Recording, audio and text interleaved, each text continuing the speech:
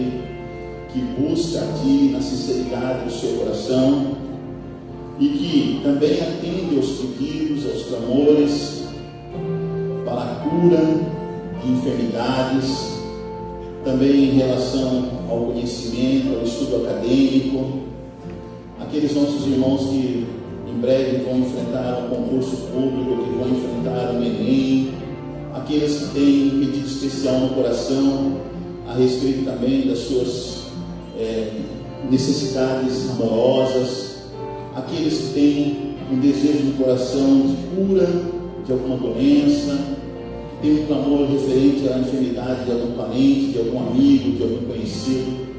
Nós pedimos, Senhor, nessa oração, nessa comunicação contigo, nessa conexão contigo, a tua bênção, o teu carinho, o teu cuidado especial em relação a esses pedidos que estão saindo dos corações aqui nesse momento.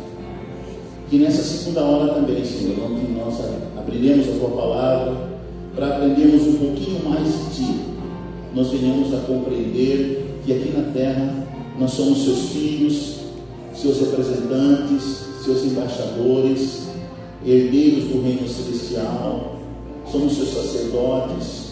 Nós temos um exemplo, uma luz, o sal da terra para passar a outras pessoas que ainda não Te conhecem.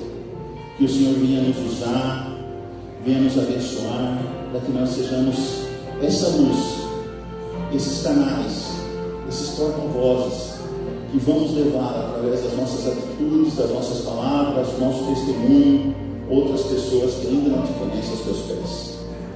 Cuida de nós, Senhor, derrama sobre cada um de nós porção dobrada do Teu Santo Espírito, assim como o Senhor era com Elias, com Eliseu, com Jesus, o nosso irmão mais velho, o nosso Pai, nosso intercessor, o nosso Salvador. Que nós sejamos aquele povo chamado nas profecias de povo remanescente, que nós façamos parte daquele povo chamado o povo, os 144 mil, o povo da Bíblia, o povo que tem uma mensagem especial para esse mundo. Cuida de nós, Senhor, nos dá agora a paz que só vem de Jesus, que nós tenhamos nesta continuidade de Shabat, um Shabat Shalom, em nome de Jesus. Amém. Eu estou muito feliz essa manhã, porque um dos meninos ali da minha classe ali já chegou para mim: escuta, como é que eu faço para fazer parte da igreja? Como é que eu faço para entrar para esse povo? E eu falei: olha, só continuar estudo aqui. Eu já peguei, já dei uma lição para ele da escola sabatina do trimestre que vem. E já falei: tem que batizar. Ele falou: eu sou batizado. Eu falei: você é batizado aonde? Eu sou batizado na igreja Assembleia de Deus. Não, eu só comecei a batizar na igreja adventista agora. E aí você quer assinar o pedido de batismo? Ele falou: eu quero. Não, calma, espera, vamos fazer o estudo primeiro. Porque na igreja adventista, Fernando, é o Fernando Henrique, né, Fernando? Fernando Henrique, levanta aí para eu conhecer você, para dar uma saudação. Esse rapaz aqui de camisa vermelha é o Fernando Henrique. O Fernando Henrique já está ansioso, né, Fernando? Diz que para descer as águas de novo, ou para estudar a Bíblia, né? Já dei uma lição para ele, e ele já estava empolgado, viu, Ana? Aí, ó, Fernando Henrique, né? Eu já vi aqui, já com ele, gostou da igreja e já está empolgado, né? E eu espero que todos que vocês trazem para cá como visitantes, tragam aqui na nossa unidade. E quem vier também, eu estou precisando de uma pessoa na minha unidade para ajudar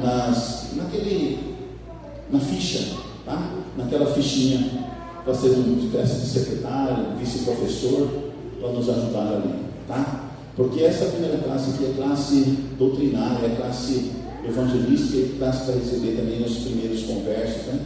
As primeiras menções. Irmãos, você está vendo cheio de livros aqui na frente. Prometo para vocês que não vou ler todos eles de uma vez só. É só para a gente usar aqui durante as palavras que nós vamos ter aqui nessa segunda hora, tá bom? E eu já peço o tema do nosso assunto hoje é uma coisa que muito me interessou e fez uma diferença para mim. Então, eu só costumo fazer uma preleção daquilo que fez bem para mim, que eu aprendi muito. Aí eu falo: não, eu preciso dividir, né? Eu preciso dividir esse conhecimento com meus irmãos também, com minhas irmãs. Então, eu sempre, quando venho fazer uma palestra aqui na frente, uma preleção aqui na frente, eu vou falar justamente de uma coisa que fez bem para mim, que me ajudou a transformar, a me melhorar um pouquinho mais, aí eu quero transmitir para os outros, né? E eu estou lendo esses dois livros: Histórias do Grande Mestre, de Ellen White, ali do ano bíblico, né? E também a lição, e também Eventos Finais. Quem conhece Eventos Finais? Aqui, levanta a mão. Esse livro é maravilhoso, não é não? Gente, é interessante, também é difícil de ler. Sempre quando você vai ler, acontece alguma coisa. Já percebeu? Foram dois livros para mim. Eu leio a Bíblia todo dia de manhã, normal, mas 2 livros que eu tive muita dificuldade de terminar de lê-los. Foi o Grande Conflito, que foi, e esse livro aqui, Eventos Finais. Sempre incrível. Parece que não querem que a gente leia esses 2 livros. Você vai ver, acontecem coisas. E a Bíblia Sagrada, né? Que também, se você não tirar 1 hora antes de você acordar, né, da manhã, né? Ou não tirar 1 hora especial do dia, para você ter uma hora para você ler a Bíblia, você não consegue ler. Se você não determinar, não marcar um momento para você ler a Bíblia, ter aquele momento para fazer o seu ano bíblico, né, seu estudo bíblico, você não consegue nos demais outros momentos do dia, porque acontecem tantas coisas vêm durante o dia e você acaba deixando a Bíblia de lado, né? Então são livros dificílimos de a gente ler. A Bíblia Sagrada, um grande conflito, quem leu o livro sabe, né? E esse aqui, Eventos Finais, eu já li Patriarcas e Profetas, Desafio das Nações, Caminho a Cristo, foi mais fácil, mas esses livros aqui é assim, tá? E eu tirei lições importantes desse livro. Eu gostaria que vocês abrissem a Bíblia, a gente nos acompanhar, em Lucas capítulo 15. Vamos abrir nossas Bíblias em Lucas, no capítulo 15. Rapaz, eu estou achando esse público aqui bem pequenininho, deve ter mais espaço, para mais livro, para mais livro. Lucas capítulo 15 conta-nos a história, tá? Que conta 4 parábolas, na verdade, né?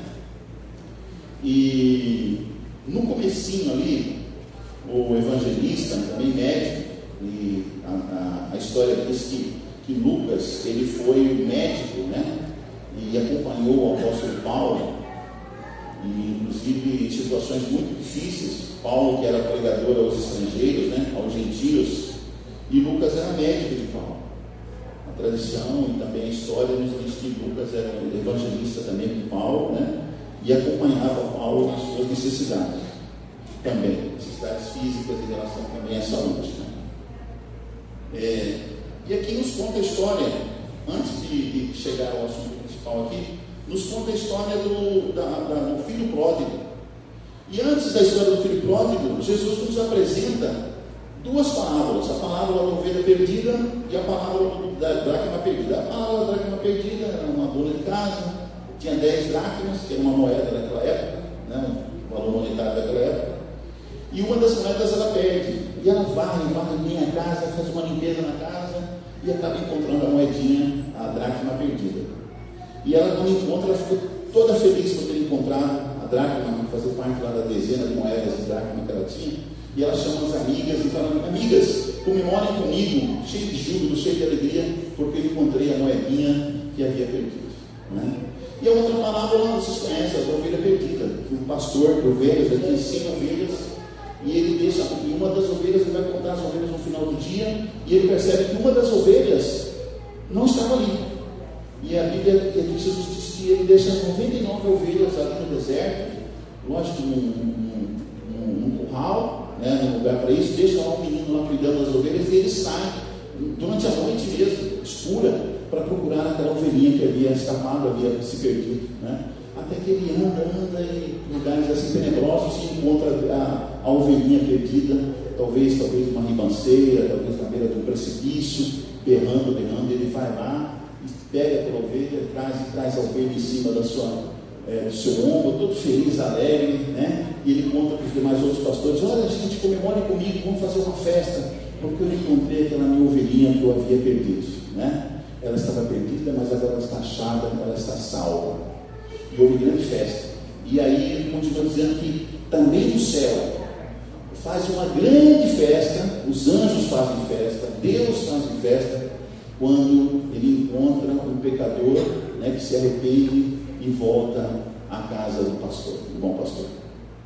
Então vocês, meus amigos, vocês que estão aqui, nós que estamos aqui, somos aquela ovelhinha perdida, no qual o nosso bom pastor, o nosso querido Jesus, saiu, né, por lugares tenebrosos, lugares difíceis, penhascos talvez, precipício, foi lá atrás de nós estávamos perdidos, sabíamos para onde recorrer, né, para onde nos salvar, e o bom pastor foi lá e nos resgatou, nos trouxe até o redil do bom pastor, que é a casa de Deus.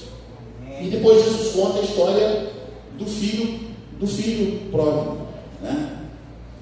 Antes da gente contar essa história, eu vou lembrar para vocês que hoje, a partir das 2 horas da tarde, não é, Paulo?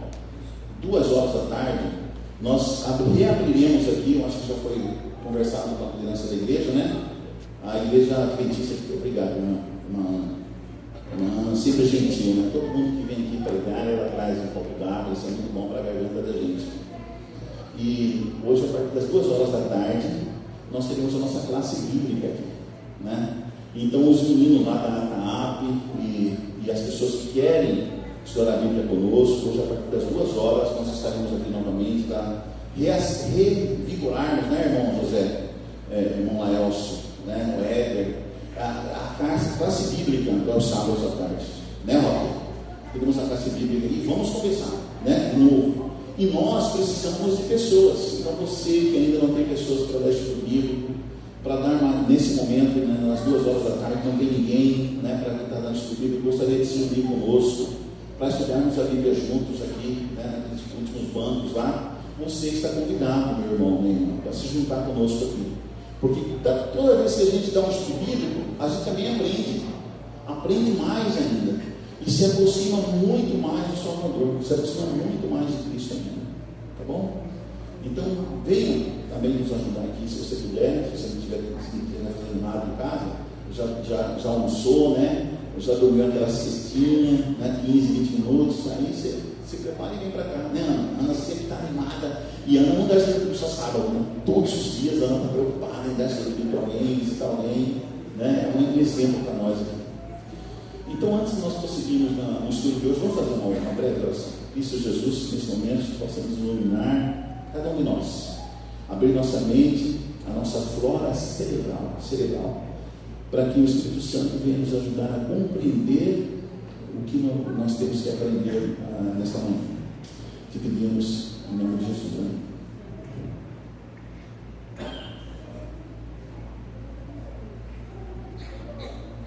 Todo mundo a postos, em Lucas capítulo 15, no verso 11 em diante, nos conta essa história. Cristo continuando contando as parábolas, Jesus gostava de contar histórias, parábolas, né? Ele continuou. Certo homem tinha 2 filhos.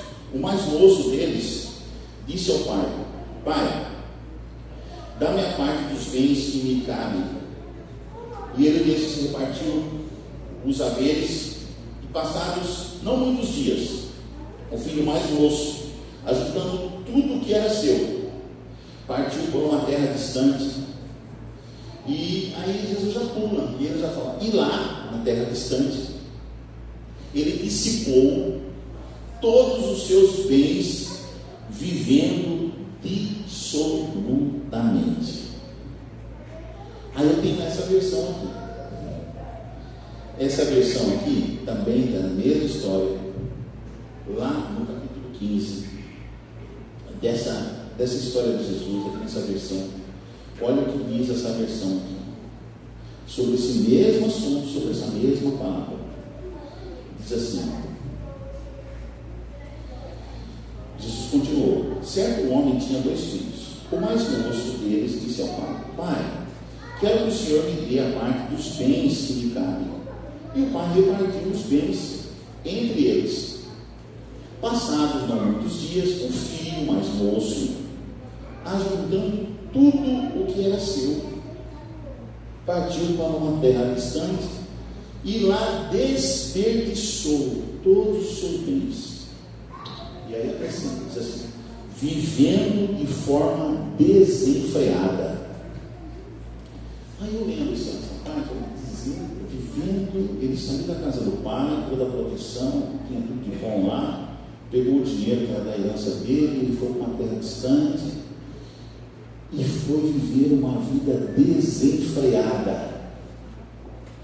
O que significa a palavra desenfreada? Eu fui atrás. O que significa? Aí, consultando o Google, eu anotei, e lá está escrito assim: vivendo de forma desenfreada, vivendo de forma dissoluta, na imoralidade, fazendo tudo o que vinha na sua cabeça, para tudo que vinha. E aí fala que viveu na imoralidade, no inverso do que era a lei, do que era normal para a sociedade. E aquilo, rapaz, então o rapaz, ele era, vamos dizer assim, um príncipe, né? ele obedecia todas as regras. Ele tinha uma regra de moralidade, vivia uma vida moral, obedecendo, obediente aos mandamentos de Deus, obediente à orientação dos seus pais, né? Obedecendo a maneira correta de viver. Era, vamos dizer assim, uma família judaica, de um judeu assim, impoluto, né? Não tinha nada de falar dele. Mas aí ele sai da casa do pai e ele falou: não, agora eu quero liberdade. Agora eu quero curtir a vida. Agora, como ele era jovem, daí entender que ele era mais moço, mais inexperiente, vamos dizer assim, vamos dizer assim, irmão Orivaldo. Então agora eu vou curtir, eu vou cair na gandaia. E tem outros livros que foram escritos a respeito desse assunto, que falam que ele foi mesmo para a gandaia. Ele foi viver no meio da prostituição. Foi beber, vamos dizer assim, no nosso tempo, foi fumar, foi dar um tapinha lá na maconha, foi cheirar uma carreirinha lá de cocaína com os amigos, com más companhias. Tem uma versão que diz assim: foi viver entre más companhias. O que é más companhias? Más companhias, pessoas que não é aconselhável andar no meio delas. Mulheres e tudo quanto é tipo de transgressões, vamos dizer assim, da época, né? É assim que o filho mais moço foi viver quando saiu da casa do pai. Eu fico imaginando como é que ficou o coração do pai, né? Quando o filho pegou a herança, gente. A gente geralmente dá a herança depois que morre, né? Aí que a herança é distribuída. Ele pegou a herança, que cabia da herança, e fala que em pouco tempo ele gastou tudo. Com prostituição, com prostitutas, na bebedeira, na farra. Parece que ele tinha esquecido, sofrendo uma amnésia, e ele esqueceu de tudo o que ele aprendeu com o pai, na casa do pai. Todas as lições que o pai ensinou, desde bebezinho, desde pequenininho, desde o ramo do berço, vamos dizer assim, lá na sinagoga, lá na escolinha. E ele saiu do mundão. No clube dos desbravadores, ele esqueceu tudo que ele aprendeu no clube dos desbravadores e caiu no mundão. Eu já encontrei algumas pessoas que foram da minha época, da minha juventude. Vocês vão percebendo que eu não sou mais tão jovem assim, né? Já tenho mais de 30 anos. E muitos deles que eu fui buscar onde a gente cresceu junto, que frequentaram na minha igreja, não estão mais na igreja. Aí eu encontrei alguns desses meninos que cresceram comigo, que era daquela época e tal. Hoje não são mais cristãos, adventistas, fumam, bebem. E encontrei outros que hoje eles transmutaram de sexo. Encontrei uns 2 amigos meus na juventude, que hoje eles são homossexuais. Eles colocam aquelas, que é transexual que fala, né? Eles colocam, se montam de mulheres e vão para a beira da estrada, no posto, onde tem os caminhoneiros, e lá eles servem sexualmente, de sexo. E eram pessoas que cresceram com a gente na igreja. Tipo, o que o filho, vamos dizer mais ou menos, o que o filho pródigo fez. Esqueceu tudo que aprendeu na casa do pai, saiu da igreja, saiu da comunhão e foi viver a vida dissoluta, uma vida desenfreada, né? Como diz o texto aqui da Bíblia, que eu acabei de ler, uma vida desenfreada, aqui, ó, vivendo de forma desenfreada. Isso que é viver de forma desenfreada, gente.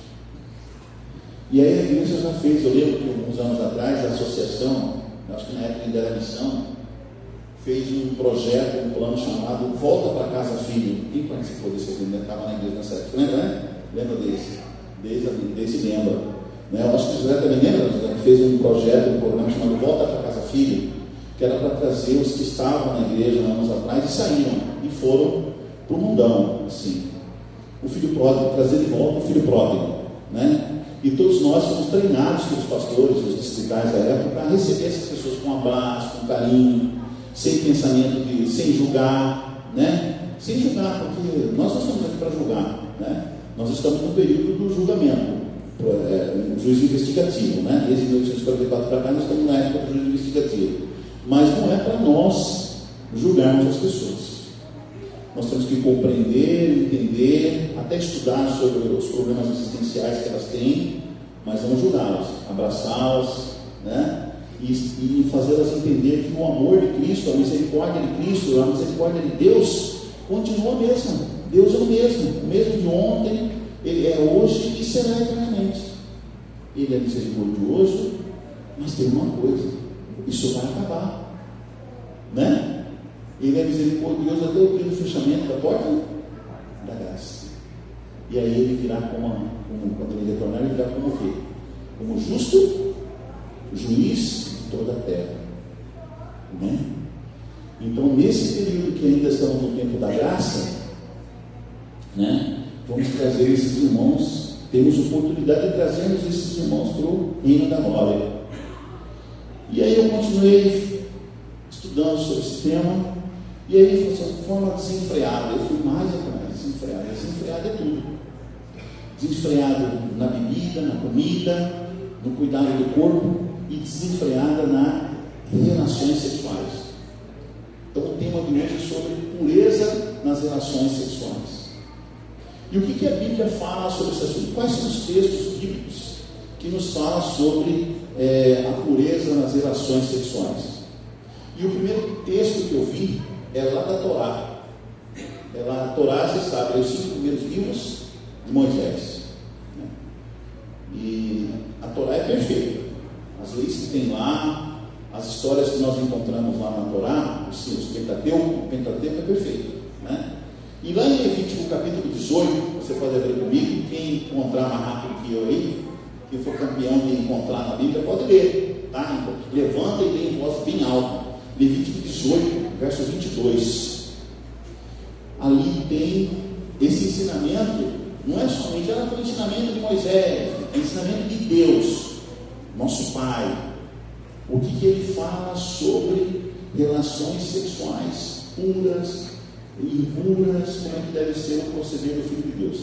Levítico 18, 22. Quem encontrou aí gostaria de ler?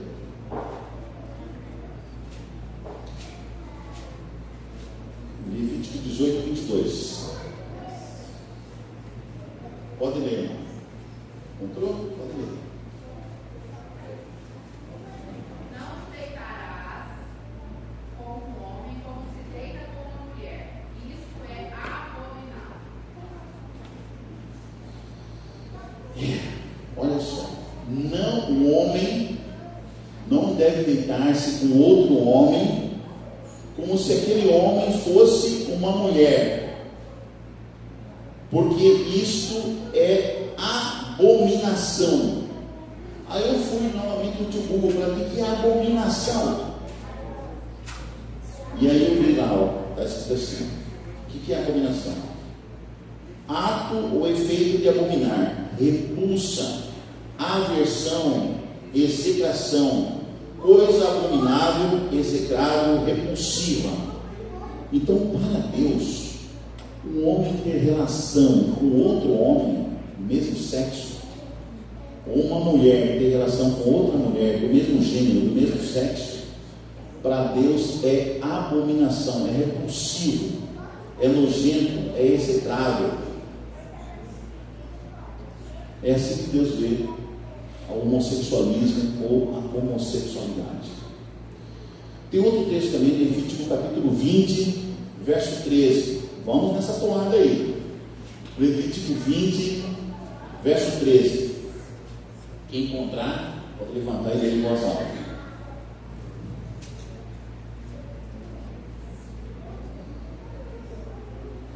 Levítico 20, 13.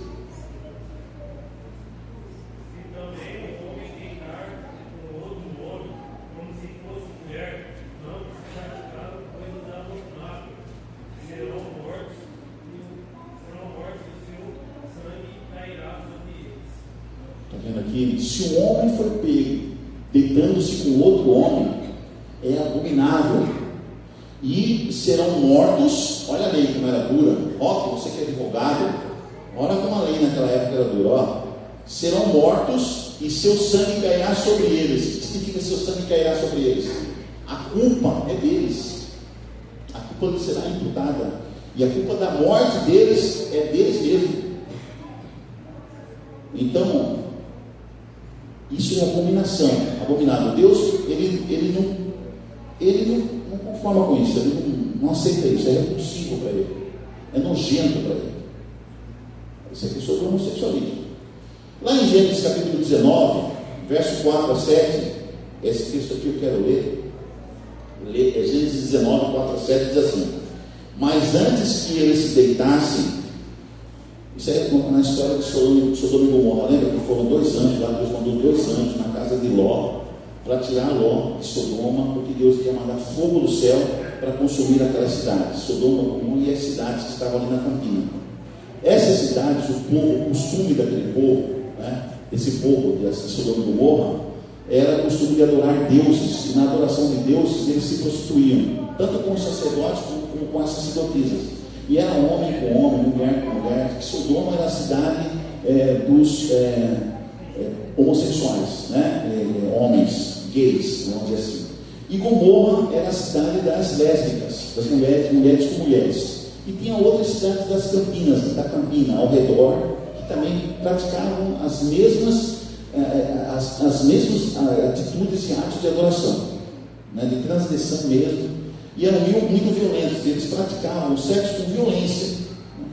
E aqui no relato de Gênesis 19, 4 a 7, antes que eles se deitassem, antes que os anjos de Ló e sua família que está dentro da casa de Ló se deitassem, fossem dormir, eu creio que eram umas 8 horas da noite, 9 horas, sei lá, mais ou menos nesse horário aí, a Bíblia conta aqui que os homens daquela cidade, Gênesis 19, 4 a 7, os homens daquela cidade cercaram a casa, e eram os homens de Sodoma, tanto os moços como os mais velhos, os velhos, sim, todo o povo de todos os lados, e chamaram Ló e lhe disseram: onde estão os homens, os 2 homens que à noitinha entraram na sua casa? Olha aqui que os homens de Sodoma disseram para Ló: traga-os aqui para fora, para que abusemos deles. Então Ló foi até a porta, fechou-a atrás de si e lhe disse: meus irmãos, peço-lhes que não cometam essa maldade. Olha só como era a cabeça da população de Sodoma. Os homens se reuniram, tanto velhos quanto jovens, foram até a casa de Ló para pegarem aqueles 2 estrangeiros, que eram anjos de Deus, que Deus tinha enviado ali para tirar Ló dali, porque eles queriam abusar daqueles homens, abusar sexualmente e fazer todo tipo de atrocidade que eles costumavam fazer. E muitas vezes nessas atitudes, dessas atrocidades sexuais, essas violências sexuais, esses abusos sexuais, as vítimas eram mortas, acabavam morrendo. Isso para Ló era uma coisa abominável, né? Tanto é que Ló fechou a porta, os anjos vieram, fecharam a porta, puxaram Ló para dentro, disseram para Ló e a sua família: olha, pega tudo que vocês têm agora, porque vocês têm que fugir daqui, porque Deus vai mandar fogo do céu e vai destruir toda essa cidade, toda essa campina, e vamos apressar. E começou a apressar eles. E a história continua dizendo que os anjos pegaram Ló, a esposa de Ló, as filhas de Ló, e levaram para fora da cidade. Mas entre mentes, aqueles homens que tinham cercado a